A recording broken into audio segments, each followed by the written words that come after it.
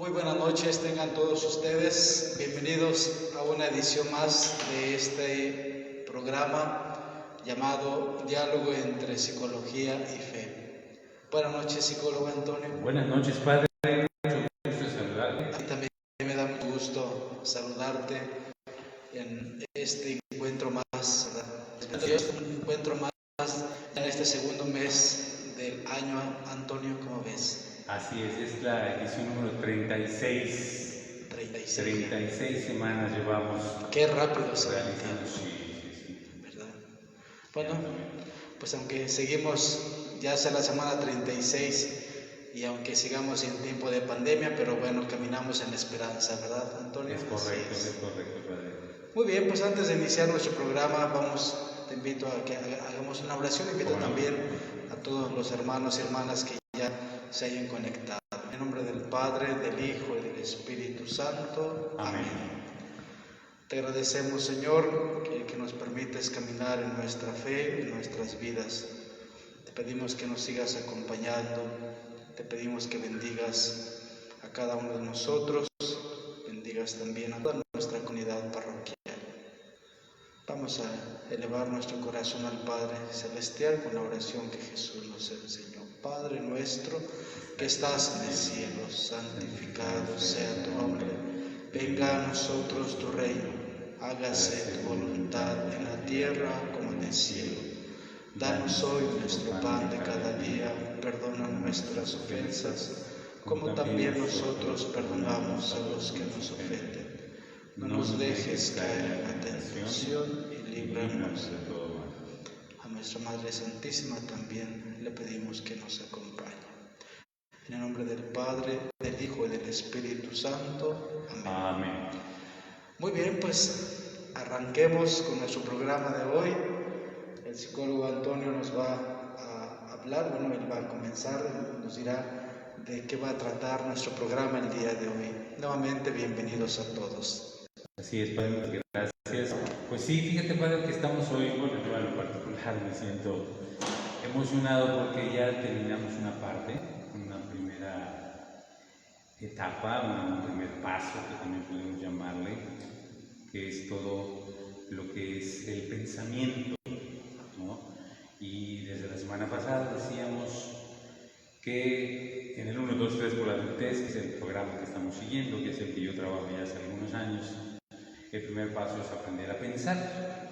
Y aprender a pensar no significa que seamos tontos o tontas, sino que aprendamos a pensar de una manera más racional, una manera más adaptativa, una manera más amigable, ¿no? Yo le llamo a los pensamientos que tengamos pensamientos doble A, no porque sean alcohólicos anónimos, sino porque son pensamientos adaptativos y pensamientos amigables. Es una cosa que es interesante porque nuestra manera de pensar define todo lo que sigue, ¿sí? Hemos dicho ya de manera muy frecuente que el pensamiento genera la emoción genera los afectos o los sentimientos afectos generan estado de ánimo, y los estados de ánimo provocan o generan reacciones, decisiones y cambios. Entonces, todo comienza en el pensamiento. De tal que si tus pensamientos son adaptativos, amigables, contigo misma y con los demás, todo lo que sigue va a ser de la misma naturaleza. ¿Nos parece? Sí, efectivamente, cuando uno tiene en sus pensamientos una salud en lo que uno piensa, en que uno va reflexionando, pues ciertamente todo eso es adaptativo según los momentos que uno va viviendo. Por eso es tan importante tener una salud mental, ¿no? Es correcto. Para que nuestros pensamientos pues sean siempre positivos. Es correcto. Pensamientos positivos también se le llama, es sinónimo.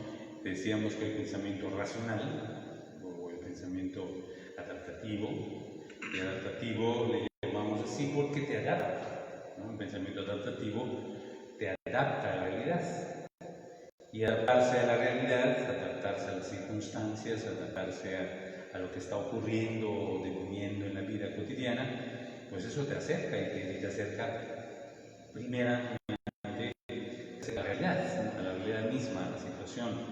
Y nos acerca en esa realidad, nos acerca a las personas que están en ese devenir, en esa situación que está ocurriendo, nos acerca a las circunstancias, nos acerca a la verdad, en una palabra, ¿no? Entonces, un pensamiento adaptativo, que es un pensamiento, es sinónimo del pensamiento racional. Pensamiento amigable, ¿por qué? Porque es algo que nos ayuda a sentirnos bien, ¿sí? Cuando decimos, esta reunión fue muy amigable, ¿no?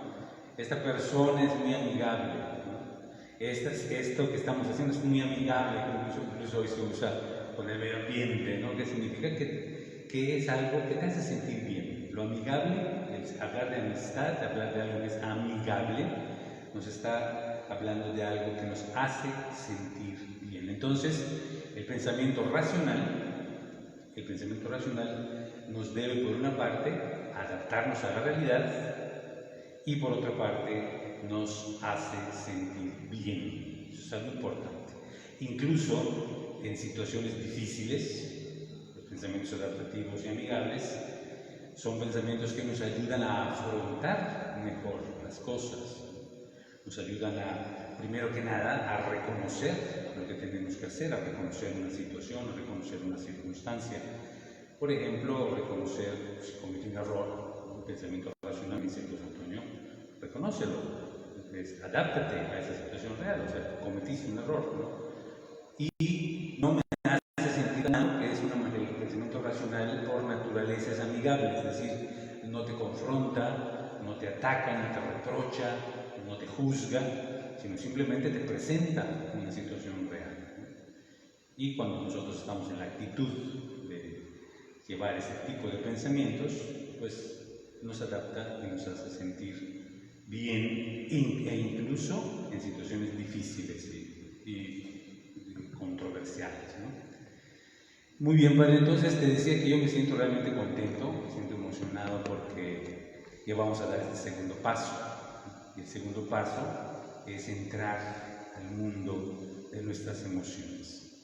Nuestras emociones es algo verdaderamente apasionante, es algo maravilloso en el mundo de las emociones. Y fíjate que se la fue a finales de los 80s, 89, 88, 89, cuando algunos especialistas, psicólogos específicamente, muy estudiosos, muy investigadores, todos ellos, comenzaron a darse cuenta, Padre, que las emociones son sumamente importantes en el desempeño cotidiano de la vida humana.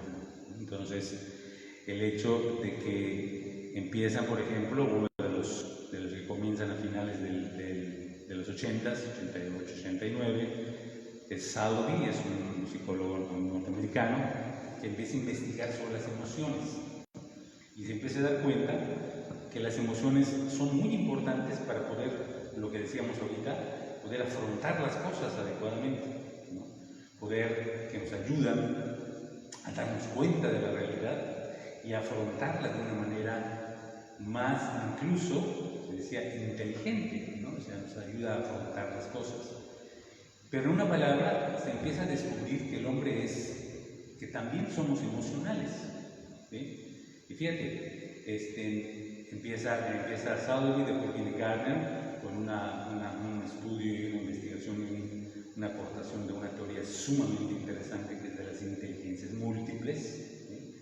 Porque de manera especial de Gardner para atrás se pensaba que la inteligencia era racional, ¿no? que las personas inteligentes eran las personas que racionalmente eran inteligentes, que es lo que se maneja, por ejemplo, en las escuelas, ¿no? Las cuestiones de la ciencia, las cuestiones de las disciplinas, como por ejemplo las matemáticas, las ciencias humanas, pues son muy importantes, y la memoria y una serie de situaciones con las que se medía lo que es coeficiente intelectual, ¿no? Y todo esto, Padre, todo esto ahí en casa, recuerden una cosa, viene desde más de 2000 años atrás, cuando los griegos emiten un principio que dicen el hombre es racional.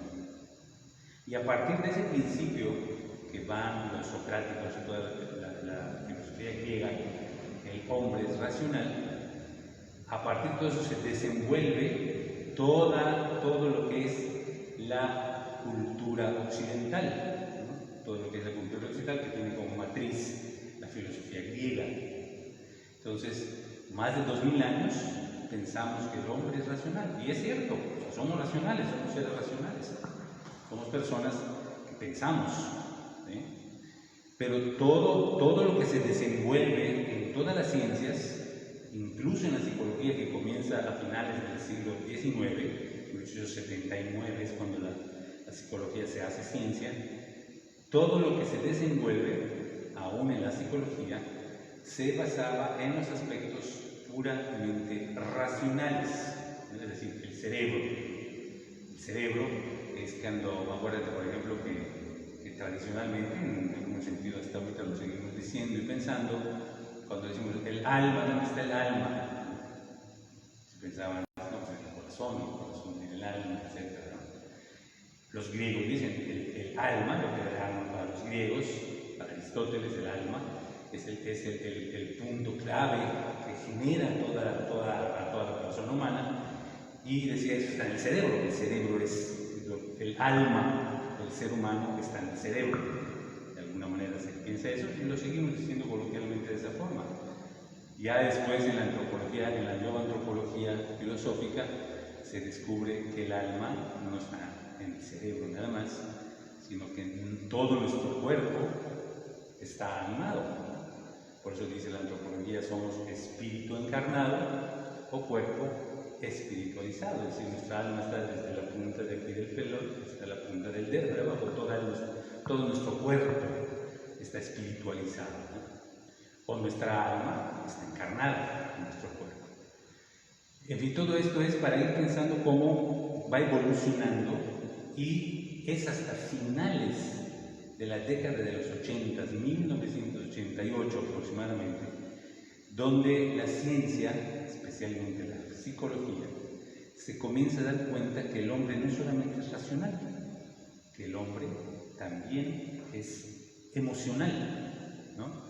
Y esto podría parecer una cosa sumamente trivial, pero no lo es. Eso es un descubrimiento verdaderamente importante. Como, así como los griegos, recuerda por ejemplo en la prepa que estudiamos la lógica, ¿no? Cuando hacemos los silogismos, ¿no? Donde Pedro es racional, ¿no? Y es hasta finales de la década de los 80 del siglo XX donde se dan cuenta que Pedro también no solamente piensa, sino que Pedro también siente. Es una cosa realmente interesante. Entonces es donde empieza a entrar en la ciencia el mundo de las emociones. Está Sadhguru, está Gardner, está de manera especial Goleman, que está en los 90s, donde él estructura de una manera muy sistemática todo el aspecto de la inteligencia emocional. Pero en fin, el punto es que nosotros no solamente somos pensantes, es decir, no solamente tenemos que aprender a pensar, que es el primer paso que dimos en estas 35 semanas anteriores, sino que también sentimos. Y que nos damos cuenta, pues, que ese sentir, Padre, es clave para todo lo que sigue, ¿sí? Yo pienso y siento.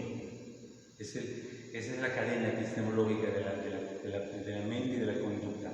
Pienso, siento, generan afectos, esa emoción. Los afectos generan un estado de ánimo, el estado de ánimo, reacciones y decisiones y las conductas. Pero pienso y siento, y estamos ahorita en ese punto, estamos en que sentimos, ¿sí? Y eso es algo verdaderamente interesante, es el mundo de nuestras emociones. Y en este programa, que es el diálogo entre psicología y fe, creo que es interesante que nosotros nos preguntemos hoy, a manera de introducción a lo que vamos a ver a lo largo de las semanas siguientes, Dios mediante, que nos preguntemos, por ejemplo, qué papel juega la emoción en nuestra fe. qué papel juegan los afectos en nuestra fe. Y viceversa, qué papel juega la fe en nuestras emociones, en nuestros afectos. O sea, si hay algún tipo de relación, si hay algún tipo de retroalimentación, por ejemplo, que si yo tengo fe, mis emociones pueden ser más estables, o si mis emociones son más estables, mi fe va a ser más estable también. O sea, ¿cuál es la relación? De entrada entendemos, Padre, que la fe, como nosotros la entendemos en nuestra iglesia, la fe del Evangelio es un regalo, es un don de Dios que recibimos a partir del bautismo.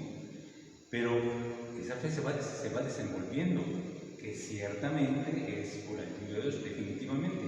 Pero es interesante pensar si nuestras emociones intervienen o interactúan o interjuegan de alguna manera con nuestra fe, y si nuestra fe de alguna manera tiene algún efecto sobre nuestras emociones.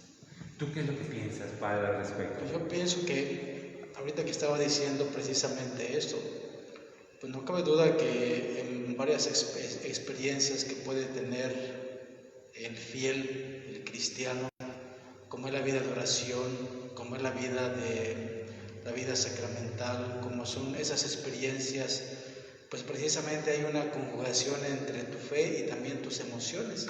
Interesante lo que tú decías, porque ahorita estaba yo pensando, ¿no? Como cualquier experiencia, cualquier ejercicio de fe que decimos, cuando uno asiste a misa, cuando uno participa en lo sacramental, cuando uno vive una experiencia de caridad, pero que está enraizado también en la fe que uno vive y que desde allá toma sentido.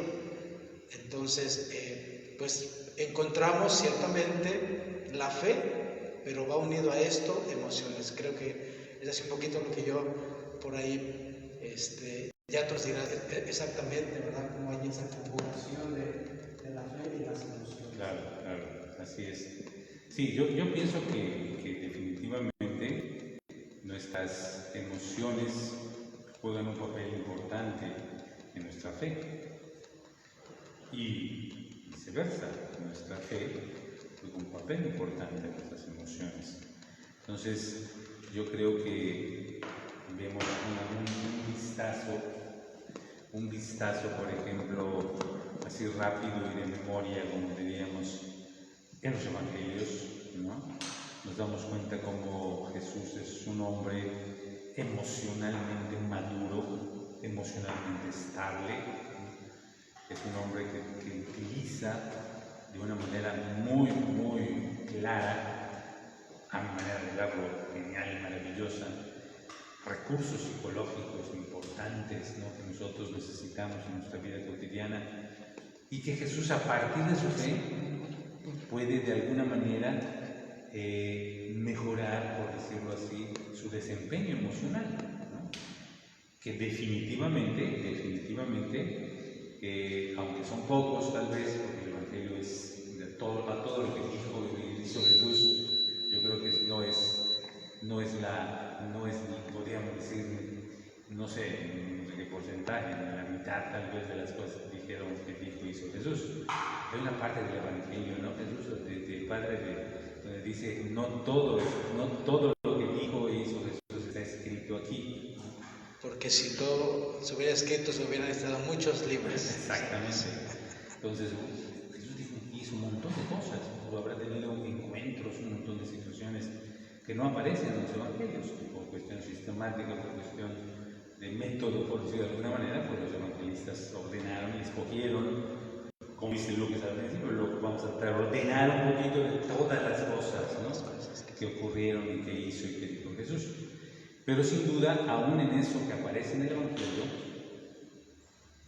a mí me parece que aparece una personalidad de Jesús madura, un Jesús maduro humanamente en su pensamiento, un tipo muy inteligente, una persona muy inteligente, con una capacidad, por ejemplo, de utilizar figuras, todas estas parábolas que usa Jesús, sin duda son de un hombre inteligente, ¿no? Un hombre sin duda que se ha preparado, un hombre que conoce, un hombre que sabe, un hombre sensible, inteligente en todos los aspectos, y esas parábolas que dice Jesús definitivamente hablan, a mi manera de ver, de un hombre que tiene un pensamiento claro, ¿no? Pensaba, veía las cosas con mucha claridad, ¿no? Las emociones me parece que no es la excepción. Jesús, hay varios pasajes en el Evangelio donde Jesús expresa sus emociones, ¿no? Y de manera especial me parece que tanto el pensamiento, si estamos viendo de un Jesús inteligente, un Jesús que tiene un pensamiento claro, profundo, agudo, o sea, podemos darle muchos adjetivos, ¿no?, al pensamiento de Jesús, y también podemos calificar de alguna manera las emociones que Jesús expresa en el Evangelio. Y sin duda, podremos ir más adelante, ir mencionando algunas cosas muy al propósito de alguna cosa que estemos tratando, pero como te decía yo ahorita, de memoria podemos ir recordando algunos pasajes de esto, ¿no? Y yo invitaría a la gente a dos cosas ahí en casa: que pienses el primer planteamiento que hicimos en su momento, que estamos platicando el Padre y yo, cómo crees que tu fe ayuda a tus emociones y cómo tus emociones ayudarían a tu fe. ¿Qué piensas tú de eso? Sería interesante plantearse, ¿no? Digo, no lo sé, si alguna vez ya te lo planteaste, maravilloso, nada más dinos, ya me lo planteé y pienso que mi fe me ayuda a mis emociones de tal forma, y que mis emociones me ayudan a mi fe de tal otra. Si no te lo has planteado, plantéatelo, es algo muy interesante, porque la fe, de alguna manera, sabemos que es un regalo de Dios, que recibimos en el bautismo, pero es algo a lo que tenemos que responder. No es nada más me lo regalaron y lo guardo, ¿no? Tenemos que responder, y esa respuesta la hace una persona que piensa, una persona que siente y una persona que se relaciona con los demás. Entonces, te invito a que te plantees cómo tu fe ayuda a tus emociones y cómo tus emociones ayudan a tu fe. Comparte con nosotros, ¿no, compadres? Comparte con nosotros, a ver ahí una palabra y podamos hacer, y eso, recuerda que eso hace mucho más rica toda la experiencia de este. Sí, para hacerlo este más momento participativo, pueden por ahí escribir ustedes su opinión. Cintia por ahí nos va a pasar los papelitos. Tenemos saludos: Antonio, de Teresita Miset, Reina Flores, Maritza Delé y Verónica Blanco. Los nombres enseguida recuerdo que pues siempre siguen ese programa, ¿verdad? Así es, muchas gracias a ustedes cuatro que nos saludan, que saludos a ustedes también. Muy bien. Así es, entonces, este primer planteamiento: cómo tu fe ayuda a las emociones, a tus emociones, y cómo tus emociones pueden ayudar a enriquecer tu fe. Comparte con nosotros alguna palabra, alguna experiencia, algún conocimiento que puedas tener al respecto. Fíjate que ahorita que que planteas esto, Antonio, he tenido la experiencia cuando conversa uno con personas que a veces tienen situaciones pues que les ayudan a reflexionar, situaciones difíciles, y caen en la cuenta que cuando se acercan, siendo ellos católicos, ante esta problemática, cuando se acercan a reflexionar, a vivir su fe, a encontrarse con Dios, como decimos, precisamente muchos dicen, ¿verdad? Encuentro una paz, encuentro una oportunidad para sentirme tranquilo, para poder reflexionar esta situación que estoy viviendo. Y entonces expresan muchas veces sus emociones, que son ciertamente fruto de situaciones que se están dando, ¿no? Pero muy interesante cómo en el dinamismo, en la persona se da esa realidad, ¿no? Ese pensamiento. Acercarme a la fe, al ejercicio de la fe, me da la oportunidad de descubrir también mis emociones, de también descubrir qué necesito caminar ante esta experiencia que pudiera tener la persona. Es cierto, es correcto, Padre. Y fíjate cómo la emoción es algo sumamente importante, porque fíjense de esto, la emoción, este segundo paso que ya llegamos, que les decía desde un principio que me siento muy contento de poder llegar aquí, es que la emoción es la que de alguna manera está ligada directamente con lo que pienso, ¿no?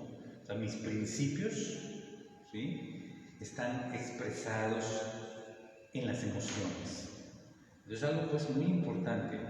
Pero también las emociones me conectan con mis acciones, Padre, con mi conducta, ¿no? El pensamiento necesita la emoción para que de alguna manera ese principio, que es un pensamiento, una creencia, una convicción, que a partir y a través de la emoción se conecta con mis relaciones, con mi capacidad de relacionarme, con mis habilidades sociales, y entonces se convierte en una conducta real. Pero si las emociones no funcionan adecuadamente, o como decimos en psicología, si no hay una gestión de emociones adecuada, o también, como podemos decir, si nuestras emociones no están bien educadas, entonces esos pensamientos, literalmente, es muy difícil, por no utilizar la palabra imposible, van a llegar a las acciones. Entonces, ¿qué es lo que pasa? Se quedan en nuestra cabeza.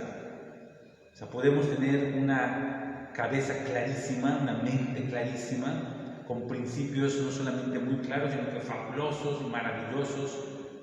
Pero si no pasa a través de ese pensamiento, no pasa a través de la emoción, no va a poder llegar a nuestras relaciones, o sea, a nuestra conducta.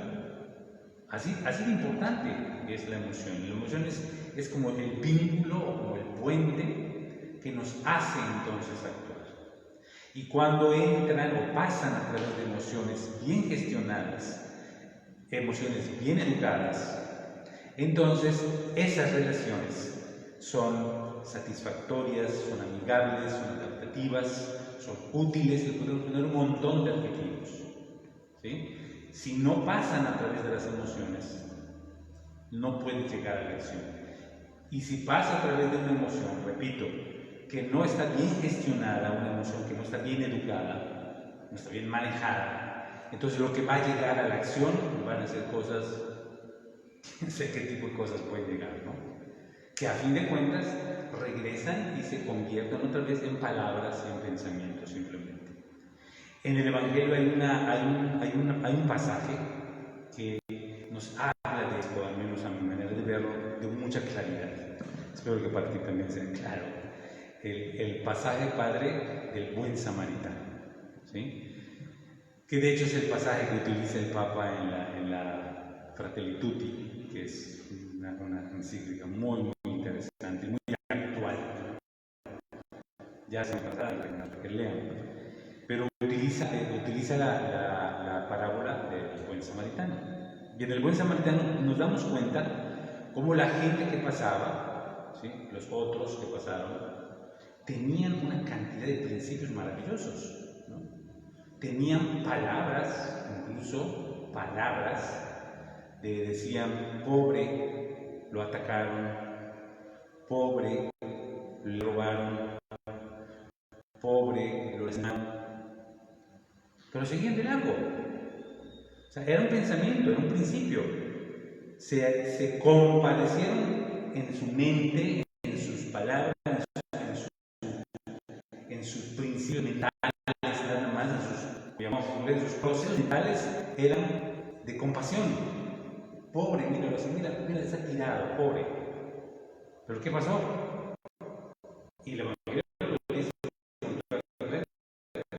dieron media vuelta y se fueron por otro lado.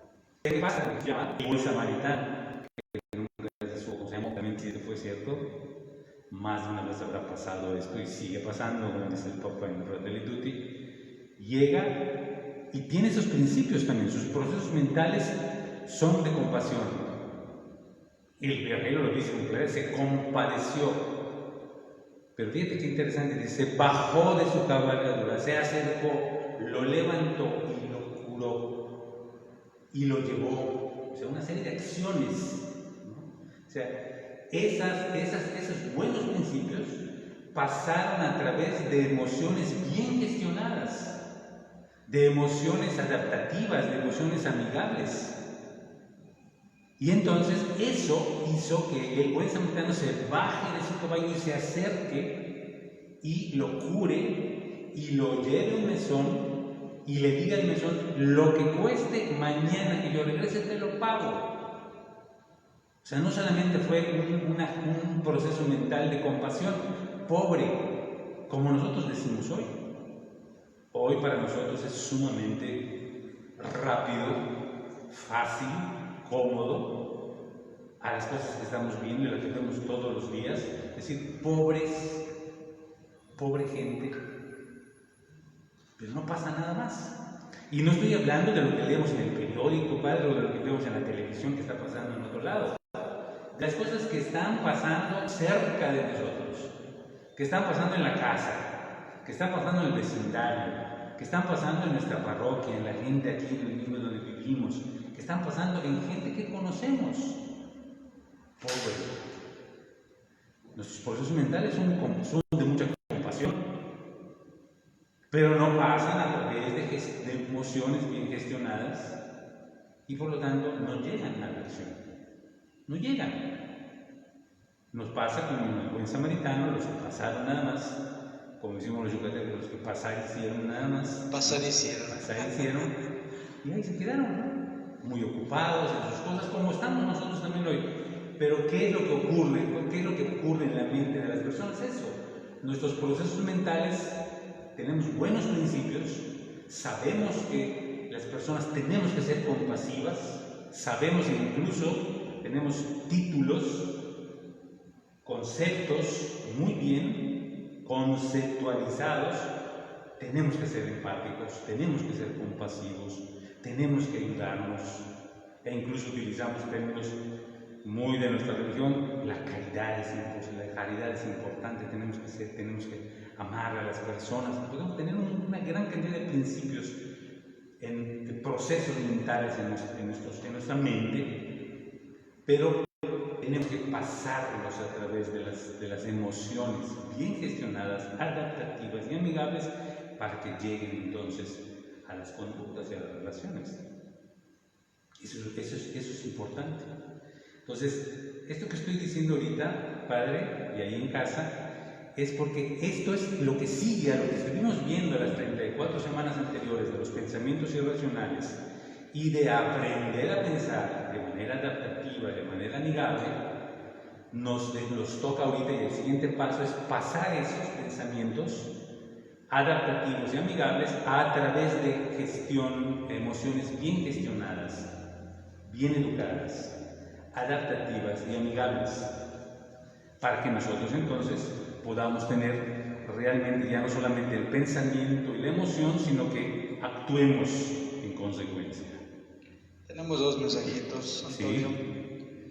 Sí. Primero dice: yo pienso, según la madurez de tus emociones, es la madurez de tu fe. Interesante. Es la opinión de una persona. Y Maritza Dele nos dice: una consulta. Cuando uno conoce a una persona de la vida consagrada, ella me expresa sus emociones, me dice: eres una persona llena de fe espiritual, y lo transmites a los demás. La verdad no sé qué hago, me pasa muchas veces. Para mí es Dios, dice Maritza Dele. Cuando uno conoce a una persona de la vida consagrada, ella me expresa sus emociones, me dice: eres una persona llena de fe espiritual, y lo transmites a los demás. O sea, se lo dicen a ella, entiendo. Sí. La verdad no sé qué hago, me pasa muchas veces. Para mí es Dios quien actúa en ella, supongo que se refiere. Exacto. Yo también eso creo. Realmente cuando las personas dan una opinión sobre algo, como en este caso de Maritza, sin duda, yo creo que es Dios también al que a través de las diferentes personas, como pasa todo el tiempo, ¿no? O muy frecuentemente. Por ejemplo, Dios actúa a través de la pareja, de nuestra pareja, Dios actúa a través de nuestros hijos, Dios actúa a través de nuestros hermanos, Dios actúa a través de las personas, ¿no? Y actúa, es decir, dice, nos habla, se comunica con nosotros, nos ofrece ayuda, nos ofrece apoyo, y todo esto a través es Dios a través de la gente, ¿no? Entonces, yo creo que eso no es una creencia disparatada, ¿no? Sino que es algo muy de nuestra fe cristiana. Antonio, ahorita que te mencionabas tú el caso de la parábola del buen samaritano, yo pensaba, tú decías, aquellos que omitieron hacerle el bien a aquella persona lastimada, pues ciertamente solo se quedaron en sus pensamientos, ¿no? Pobre, dijeron de él. Sí, ¿cómo no? Pero ¿qué podríamos pensar que faltó en ellos para llegar a una acción? Y eso también nos puede pasar a nosotros con lo que tú decías, ¿no? A veces, claro. Muchas veces nosotros ciertamente tenemos el buen pensamiento, eso, lo otro, pero no llegamos a actuar, a expresarlo, ¿verdad? ¿Qué podríamos decir? Que hay un ejercicio limitado que sí lo pienso, pero no pasa por mis emociones. Te pregunto. Sí, yo pienso que, bueno, que no pasa por las emociones pues, como repetimos hace rato, no es muy probable. ¿Por qué? Porque la emoción en sí misma es una reacción cerebral, ¿no? La reacción cerebral que vamos a ver la próxima semana, vamos a ver cómo se compone la emoción, ¿no? Es una reacción con 3 elementos que reacciona nuestra mente, reacciona nuestro cuerpo, reacciona todo lo que es nuestro sistema nervioso, incluso la emoción es una reacción.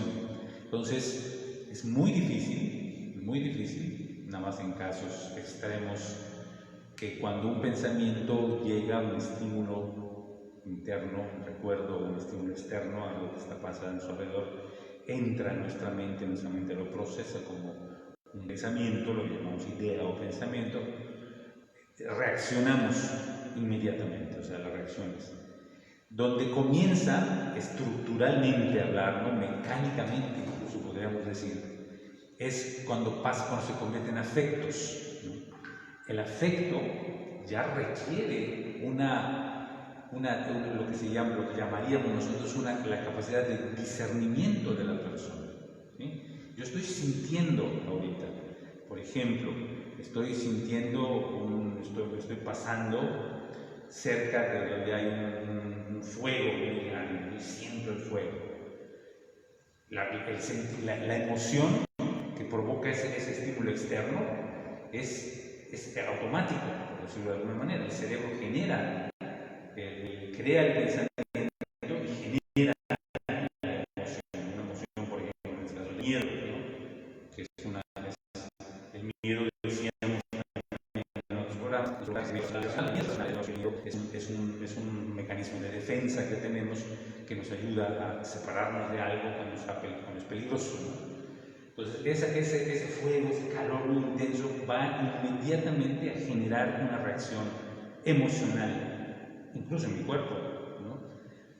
Para que eso pueda haber un afecto, pueda haber una reacción, ¿sí? Tiene que haber un proceso de discernimiento. Es decir, yo tengo que decir, bueno, yo estoy sintiendo esto, y todo esto es realmente, por decirlo de alguna manera, instantáneo, ¿no? Yo me doy cuenta que hay fuego, pero discierno, estoy manejando, no puedo hacer más cosas que a lo mejor manejar con más cuidado o tratar de alejarme un poco. No reacciono de una manera irracional, ¿no? O de una manera desmedida o desmesurada que pueda poner en peligro a la persona como estoy yo, o si yo estoy solo, pues va a ponerme en peligro. Entonces, hay una reacción, ¿sí? que necesita un discernimiento.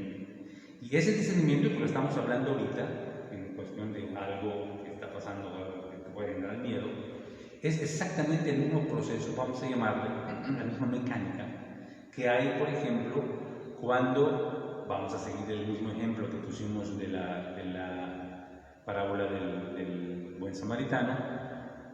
¿Qué fue lo que ocurrió con esas personas? Como bien pregunta este padre, que ay, pobrecito, y se fueron. No hubo ese discernimiento, o sea, no hubo hubo la emoción, sí, lo vieron y se asustaron, tal vez incluso, decía, pobrecito. Desde que hayan dicho pobrecito es que lo vieron y se impresionaron, ¿no? Posiblemente el aspecto físico, o tenía alguna lastimada o heridas realmente muy pronunciadas, muy fuertes, que les llamó la atención. pero no hubo ningún mayor discernimiento, simplemente se quedaron con la reacción, con las tres reacciones de la emoción que vamos a ver en la próxima semana. Se quedaron con las tres y agarraron y se fueron por otro lado. No hubo, o no lo quisieron hacer, porque esto también ahí habla del espacio, de la libertad de las personas. Tenemos un espacio para que nosotros discernamos qué voy a hacer con esto.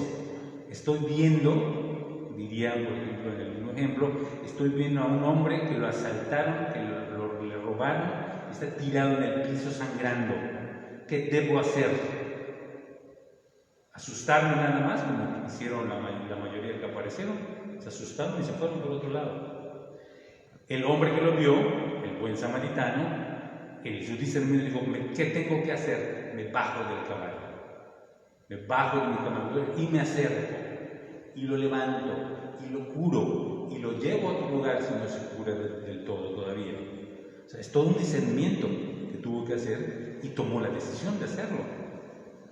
Es el mecanismo. Entonces, ciertamente, las emociones son reacciones automáticas, mecánicas, cerebrales, literalmente, pero de las reacciones cerebrales y mecánicas, que son las emociones, los tres componentes, hay un paso a lo que son los afectos.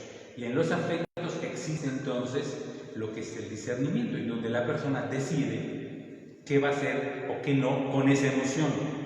¿Qué voy a hacer con este calor que estoy sintiendo? ¿Qué voy a hacer con ese hombre que está tirado en el piso que estoy viendo? ¿Qué voy a hacer con mi esposa o mi esposo que veo que está en problemas? ¿Qué veo con mi hijo o con mi hija que está pasando situaciones difíciles? ¿Qué voy a hacer? ¿Qué voy a hacer con mi hermano, con mi hermana que no tiene trabajo, no tiene que comer? ¿Qué voy a hacer? Ahí la persona tiene que discernir. Si nos quedamos con las emociones, por eso decía, una emoción en este caso bien gestionada, es una emoción que me lleva a un discernimiento y me lleva a actuar de manera adecuada, amigable, adaptativa.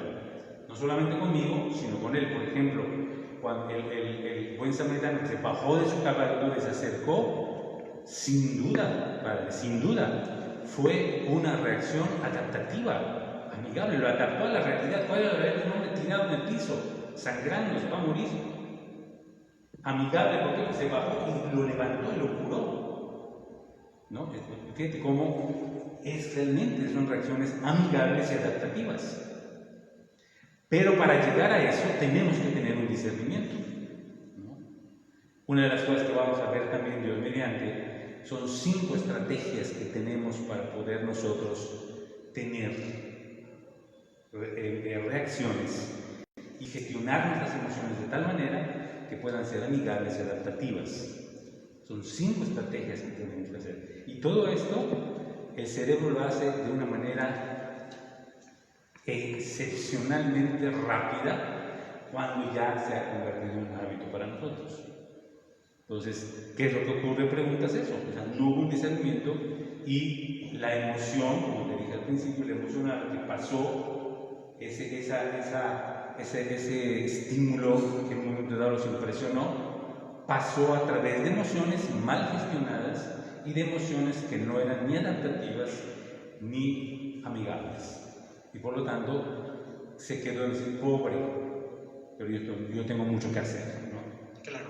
Pobre, pero él tiene que resolver esta situación, o 20 cosas que habrán dicho, ¿no? Sí, y qué interesante porque así como tú lo explicas, como ya a nuestra realidad precisamente cuando no actuamos muchas veces ante las situaciones es porque nos ha faltado ese discernimiento. Es correcto. Y entonces nos quedamos, pues pobre, o no hacemos las cosas, o simplemente lo vemos pero no actuamos y solamente nos quedamos sin hacer ese discernimiento, ¿verdad? Es correcto. Y es ciertamente una expresión limitada de la persona. Aquí preguntan, ¿ese qué voy a hacer? Es una expresión que tú dijiste, ¿ese qué voy a hacer? ¿Ese libre albedrío? Pregunta. Sí, es el libre albedrío. El qué voy a hacer es una expresión de tu libre albedrío, ¿sí? Porque si no tuviéramos el libre albedrío, pues ni siquiera nos planteamos la posibilidad de qué voy a hacer, ¿no? Cuando las personas no estamos acostumbradas, por ejemplo, a decidir por nosotros mismos, ni siquiera nos preguntamos qué voy a hacer. No nos preguntamos, o sea, simplemente estamos ya habituados, estamos ya hechos, como decimos comúnmente, a hacer lo que nos dicen, a hacer lo que vemos, a hacer lo que oímos, a hacer lo que nos empuja, ¿no? Como pasa hoy tantas veces. ¿Dónde va Vicente? ¿Dónde va la gente? ¿No? La gente. Vicente no decide, simplemente ve a la gente y se va. ¿Qué hago? Lo que está de moda, ¿no? Lo hacen muchos, tanto de ser muy bueno, ¿no es cierto? Sí. No lo hace nadie, no debe servir, es una porquería, tampoco es cierto. Tienes que tener tu libre albedrío y tu discernimiento para ver si realmente eso que nadie hace realmente nos sirve, claro, o eso que todos hacen, si realmente es maravilloso, para que entonces tú puedas tomar con tu libre albedrío y tu discernimiento una buena decisión. Claro. ¿Es correcto? Muy bien. Bien, entonces, el primer planteamiento es ese. Tu emoción, cómo ayuda a tu fe cómo te ayuda a tu emoción. De cualquier manera, es interesante pues de compartirlo. Y el otro planteamiento que también es interesante, para invitar ahí también en casa, si te animas, que nos puedas compartir, por ejemplo, algún pasaje del Evangelio, algún pasaje de la vida de Jesús, donde tú veas que está expresando sus emociones, ¿no? Decíamos al principio que el ser humano no solamente piensa, sino que también siente. Pedro no solamente es racional, Pedro también es emocional. Y eso se aplica a todos los seres humanos. Y Jesús es hombre y hombre perfecto. Entonces, Jesús no solamente piensa, siempre tiene un pensamiento muy claro, muy agudo, muy profundo, y se nota pues en su forma de hablar y de expresar todas las cosas que expresa y habla en el Evangelio, sino que también es un hombre que siente, ¿no? Tiene emociones. Viene a mi mente aquel pasaje del Evangelio cuando Jesús llega al templo y ve a los cambistas, a los venteros, a los vendedores de todo aquello, ¿no? Como nos dicen los evangelistas que,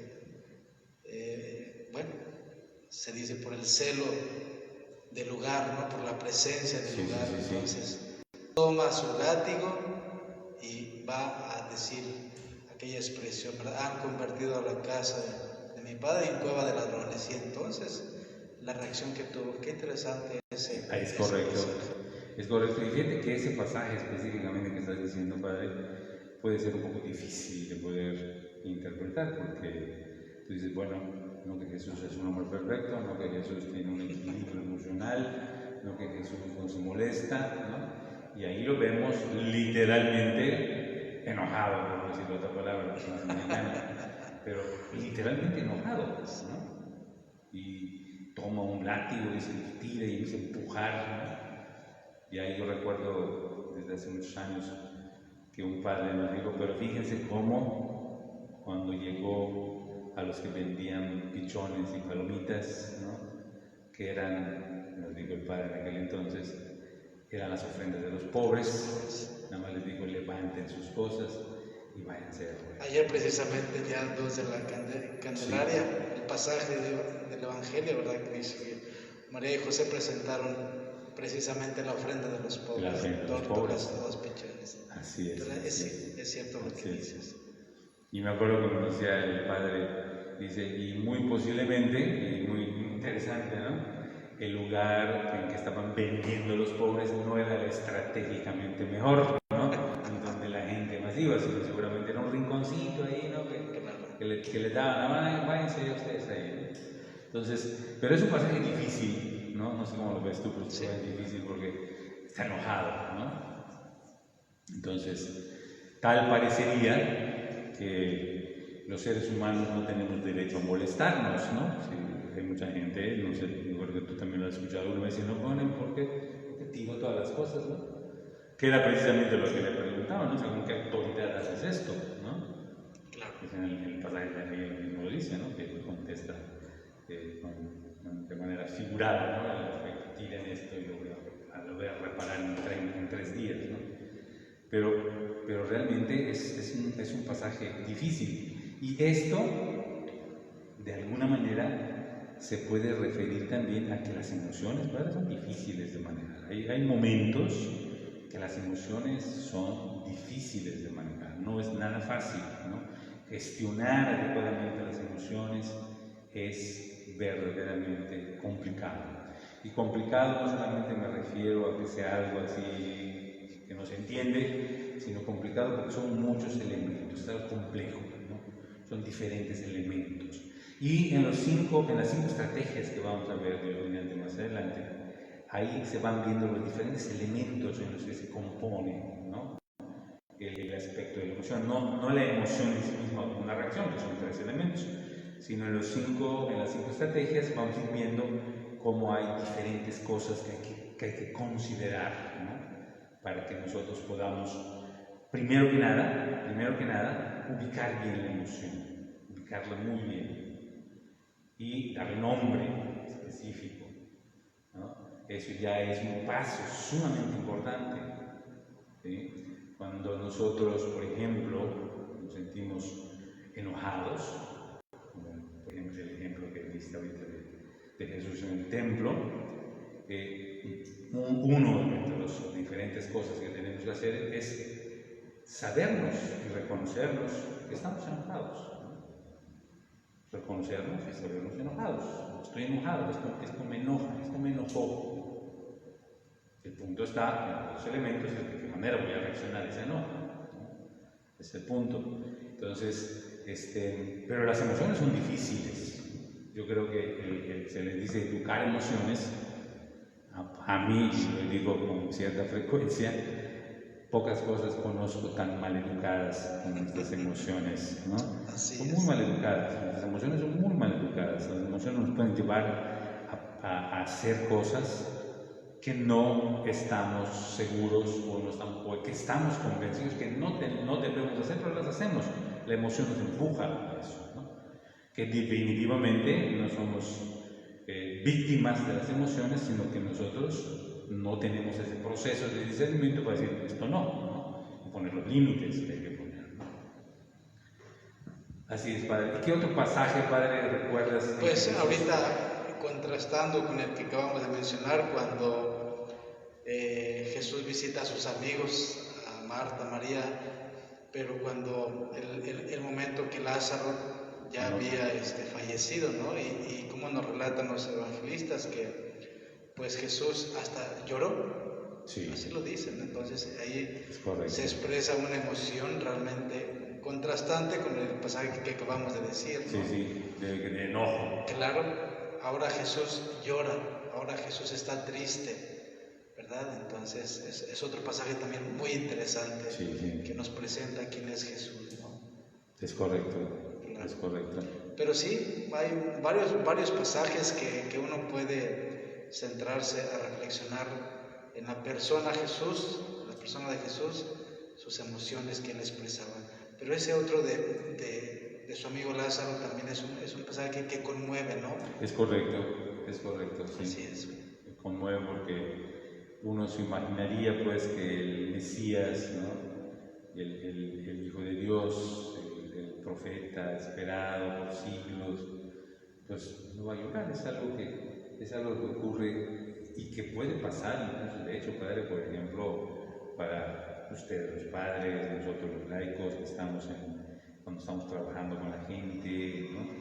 Y la gente viene y nos presenta situaciones difíciles o da testimonios incluso difíciles o situaciones que por alguna razón están pasando muy difícil y que, no lo sé, posiblemente no vean alguna reacción emocional de nuestra parte, ¿no? Y pueden decir, no, pues está en crónico frío, ¿no? Estamos diciendo algo que se inmuta, ¿no? O el padre fulano, o la madre sultana, o tal persona. Yo me acuerdo en una parroquia cuando una persona estaba dando pláticas bautismales y vinieron a decirles, ¿no? A las pláticas, que no habían podido ir porque su hijo estaba muy enfermo, ¿no? Y el encargado de las pláticas, que era un laico, me dice, pues lo sentimos mucho, ya fallaste 2 veces, así que ya no te podemos fallar. ¿Con quién no voy a bautizar? No, pues no tienes que volver a tomarlas. Entonces, esas son expresiones, ciertamente, nosotros sabemos que son faltas de criterio, ¿no? Sí. pero la persona estaba sumamente enojada con Jesús cuando estaba en el templo, porque dice, mi hijo está enfermo, se está muriendo, o sea, ¿cómo voy a venir a la plática? No puedo, o sea, estaba recién nacido. Y el otro dice, no, pues lo siento, simplemente no faltaban dos pláticas, son 3, así que usted ya no va a poder. Entonces, pero esto tiene mucho que ver también con las emociones. Claro. O sea, la persona ciertamente es criterio que tenemos que aplicar, pero aquí vemos cómo los criterios se vinculan con las emociones y las emociones son las que vinculan esos criterios con nuestras reacciones, decisiones y nuestras conductas. Entonces, es verdaderamente interesante. La emoción es algo sumamente importante, y vamos a estar pues viendo en estas semanas, vamos a estar viendo este segundo paso, que es gestionar emociones, y de manera particular, en la medida de lo posible, vamos a ir relacionando cómo nuestra fe puede ayudar a las emociones y cómo nuestras emociones pueden ayudar también a que tengamos un desempeño de fe pues más adecuado, ¿no? más real. Y usando las palabras que yo utilizo, que tengamos una fe más adaptativa, ¿no? Una fe más amigable con nosotros y con la gente con la que vivimos y convivimos, que a fin de cuentas es lo más importante, Padre, ¿no? Así es. Podemos tener todos los conocimientos, podemos tener todas las acciones, pero si no tenemos una buena relación con la gente, pues ¿de qué sirve? ¿No? O sea, podemos ser una lumbrera, ¿no? Bíblica, de principios, dogmas, cosas, doctrinas, pero si la gente se acerca a mí y no encuentra, ¿no?, respaldo, no encuentra apoyo, no encuentra ni siquiera un eco, ¿no?, en una situación que está planteando o viviendo, pues creo que de poco sirve, ¿no? Aunque sin duda la fe es un regalo, ¿no? Pero sería un regalo, yo lo veo como aparece en el Evangelio de los talentos, ¿no? Como sé que eres muy exigente y eres muy duro, enterré mi fe. Ya te llamaste, aquí la tienes, intacta como me la entregaste hace 70 años. No sirve, o sea, la fe hay que ponerla en acto, la fe tiene que actuar, tiene que trabajarse, ¿no? La carta de Santiago dice que la fe sin obras es una fe muerta. Es correcto, excelente. Entonces, ¿Y cómo dice, cuál es el razonamiento de Santiago? Dice, demuéstrame, yo te demuestro mi fe. ¿Cómo está ese razonamiento que hace Santiago? Demuéstrame tu fe con obras, que yo te demostraré mi fe. Lo que dice. Demuéstrame tu fe sin obras, que yo con mis obras te voy a demostrar mi fe. O sea, eso es algo verdaderamente interesante, que todo va en ese sentido. ¿Y qué es lo que vincula entonces? Con esto terminaríamos hoy. ¿Qué es lo que vincula ese primer paso que ya dimos de pensamientos activos con nuestra acción cotidiana, nuestra capacidad de relacionarnos, o como llamamos en psicología, con nuestras habilidades sociales en relación con los demás, nuestras emociones? Si nuestras emociones están gestionadas, bien gestionadas, si nuestras emociones están bien gestionadas, vamos a tener emociones adaptativas y amigables. Y entonces lo que viene, que es la acción, va a ser adaptativo y va a ser amigable. Eso es algo pues muy, muy interesante. Pues esperaremos con mucha alegría el siguiente. Dios mediante. Se llama primeramente Dios, ¿verdad? Para continuar con esto. Pues muchas gracias, psicólogo Antonio, ¿verdad? Por tu presencia y por toda esta riqueza que nos compartes de tu profesión. También agradecemos a todos los que pues están viendo nuestra transmisión. Les enviamos un cordial saludo, pidiéndoles también que se sigan cuidando, que sigamos siendo prudentes en todo lo que hacemos, sobre todo en bien de nuestra salud y también de los demás. Y pues vamos a concluir con una sencilla oración encomendándonos a nuestro buen Dios. Si te parece, nos ponemos en pie.